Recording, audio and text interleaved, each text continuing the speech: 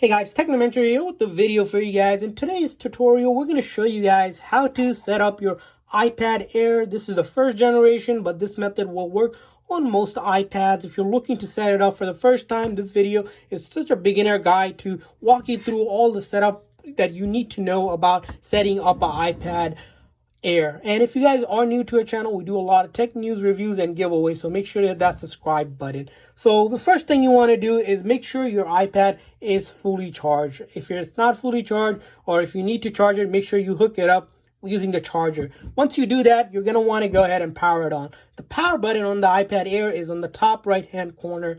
You're going to want to press and hold here, and you should see the Apple logo. Once you see the Apple logo, that means your iPad is ready to go and it should boot up to the main setup screen, and we're going to walk you through all the process. While it's booting up, if you guys are looking for one of the newer iPads Air or any of the newer iPads that are coming right now, Amazon has some really great deals. Make sure you guys check out the link in the description that we are providing for you guys. Some really good deals. As you see right now, we're at the main setup screen here, and we're going to walk you through this. So what is the first thing you do? You want to select your language. For us, we're going to select English. Next thing you have is selecting your region. We're going to select the United States. Next thing is this screen about quick setup. We're going to hit setup manually. And once we do that, just give it a moment or so. Okay, so it's just went back to the main screen since we were a little slow there. And once you do that, what happens is with any sort of iPad or Apple devices, you're going to have to connect to the internet. Why do you need to connect to the internet?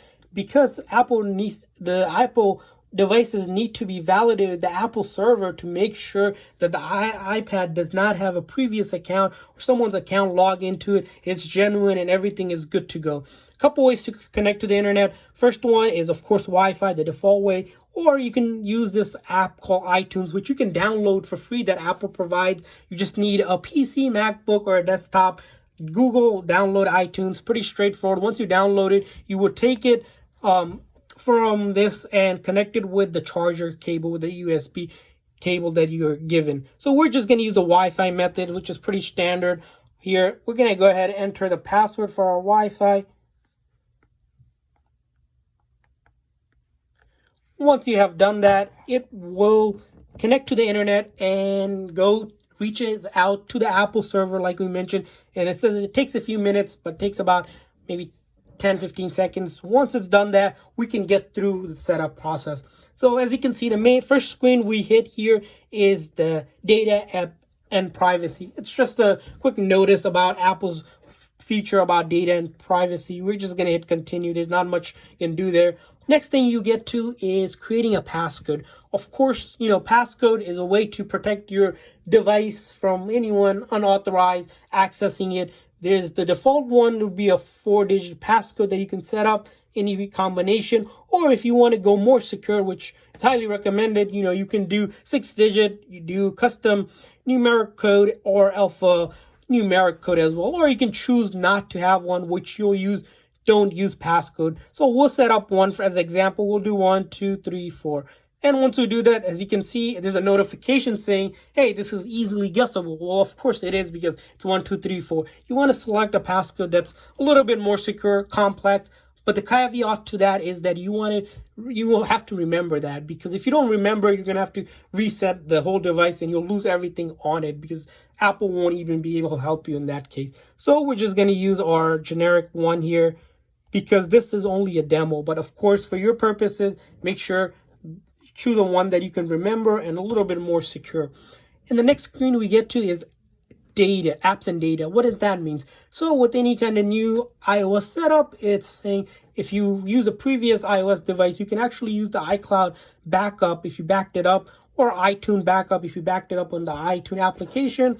Or if you're moving from Android, you can actually move data using this neat app that's moved to iOS. Pretty straightforward. You just follow the screen here. But for our cases, we're just not going to do that. Those steps is pretty much self-explanatory. It'll walk you through it.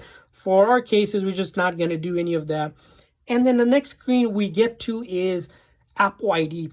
So why do you need to sign in with an Apple ID? Well, any iOS device requires you an Apple ID to do things such as downloading the app, connecting to your iMessage and FaceTime, other things like your wallet, Find My iPad, iCloud, all of that. So of course you can sign into existing one, and or else you can create a free one. If you forgot the password, you can reset the password.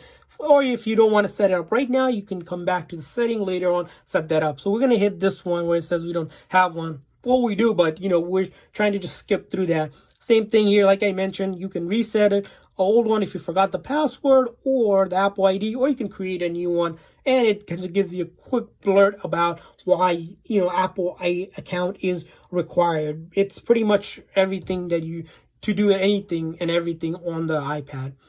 Or you can just simply set up later in the settings and just gives us a warning. We're just not going to use it for our demo purposes. And then the next screen you get to is the legal stuff. You can have this sent to your email, but you're going to have to agree to Apple's terms and conditions to use the iPad. We're going to hit continue.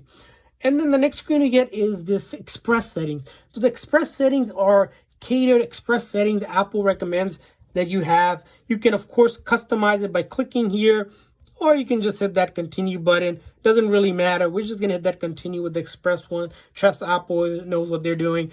And then we're going to get to the screen where it says keep your iPad up to date. So what that is, as software release are coming each, every day, there's always, new features, security, and improvement that is made to the software itself. You can choose it to have automatically download and install, or you can have it where you manually install it. We're just going to select menu for now. You can always change that in the settings later. And then screen time. What is screen time? It's a weekly report that gives you insight about how much time you're spending on the device. And there's also a feature, especially for parental controls. If this is a device that a child will use, you can set up timers and restrictions and much more. And we're just going to hit continue here. And then app analytics. What is app analytics? App analytics are reports if there's issues or things that would send back to app developers and Apple to help improve their product. You can share that data, or you don't have to share it. Usually we just don't share here.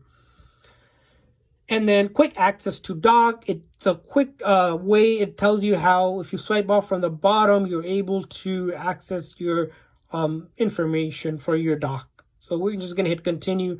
Switching between apps, it tells you if you swipe up, you can switch between application, just as the animation has it where you swipe up with your finger. You can hit continue here. And then another information about quickly accessing your control, which you pull down the menu from the top, gives you this control bar. We're going to hit continue here. And the next thing we get to is welcome to iPad, and we're just going to hit that, get started. And voila, we are here at the main Apple setup screen, good to go. You don't have to do anything else. You're good to go. If you didn't sign in to your Apple ID, you want to sign in to, because you'll need it to download apps. But we're good to go, connected to the internet. We can start using it to browse and do whatever you want with your iPad. Hopefully this video was helpful. If this video was helpful, please hit that like button. Also leave a comment in the comment if you had any questions or something we missed. Thanks for watching, guys. See you guys next time.